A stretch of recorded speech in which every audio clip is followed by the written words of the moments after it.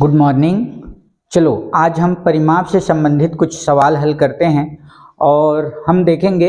इससे पहले हमने देखा था वर्ग, आयत या त्रिभुज के परिमाप ज्ञात करना, पर हमारे पास आज इस तरह की कुछ आकृतियां होंगी और इन आकृतियों का हमें परिमाप मालूम करना है। तो सबसे पहले तो हमें परिमाप पता होना चाहिए कि परिमाप किसे कहते हैं। तो किसी भी बंद आकृति, आप देख रहे हैं कोई भी बंद आकृति, उसके चारों ओर की जो कुल लंबाई है उसे हम परिमाप कहते हैं। तो हम आएंगे इन आकृतियों में। जब आपके पास इस तरह की आकृतियां होंगी तो इनमें से कुछ जो साइड हैं, भुजाएं हैं, उनके जो नाप हैं, लंबाई है, वह मिसिंग होगा।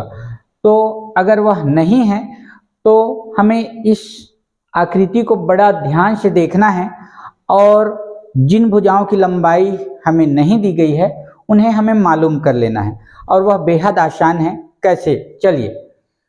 तो जैसे यह देखिए 2 मीटर है और यहाँ से यहाँ तक की लंबाई है 3 मीटर, यह हो गया 1 मीटर, यह भी 1 मीटर। अब देखिए इसकी लंबाई हमें नहीं दी गई है तो हम क्या करें। अब देखिए आपके पास यह जो भुजा है उसकी लंबाई 1 मीटर है, उतनी ही लंबी यह भुजा भी है, तो इसकी लंबाई भी होगी 1 मीटर।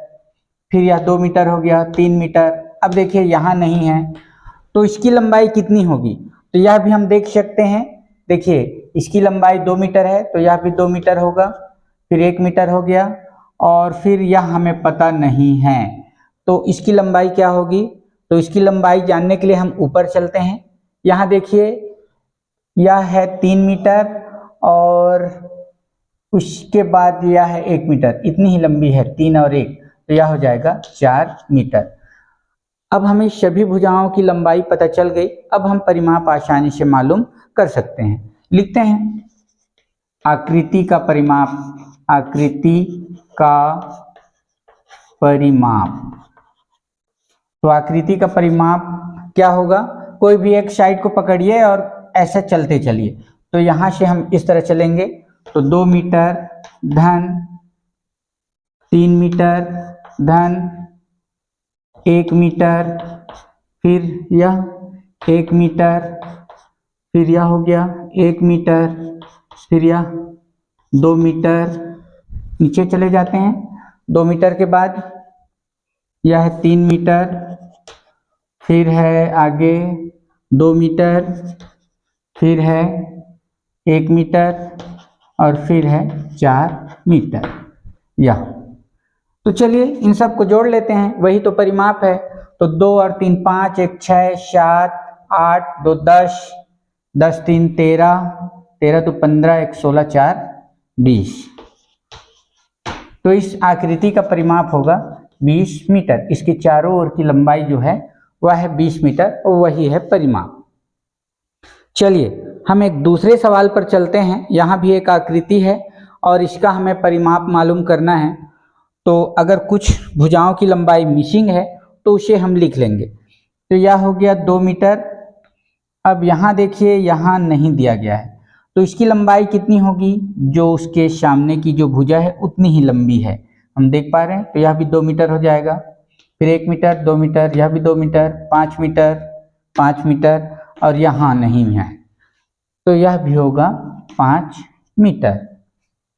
अब इसका परिमाप क्या होगा, लिख लेते हैं आकृति का परिमाप।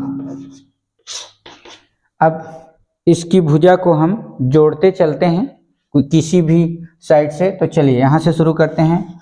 2 मीटर धन, यह भी है 2 मीटर, फिर चलेंगे यहाँ 1 मीटर, फिर यह है 2 मीटर, फिर यह है 2 मीटर, फिर आगे है 5 मीटर, और फिर आगे 5 मीटर, और फिर है यह 5 मीटर।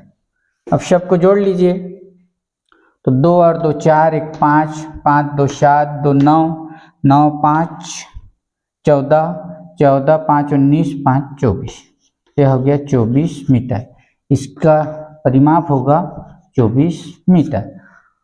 तो ये हैं हमारे पास परिमाप के कुछ सवाल। और ऐसे और भी आकृतियां हो सकती हैं आपके पास, बशर्ते कुछ में उसकी लंबाई दी होगी, कुछ जगह मिसिंग होगा, तो उसे हमें स्वयं को समझना है और फिर उसकी लंबाई पता कर लेना है और उसके बाद उसके चारों तरफ की भुजाओं की लंबाई को हमें जोड़ते चलना है और उसका योग ही होगा उस आकृति का परिमाप। तो कुछ ऐसे सवाल आप स्वयं से बना सकते हैं, वह बनाइए और फिर उन सवालों को आप हल कीजिए।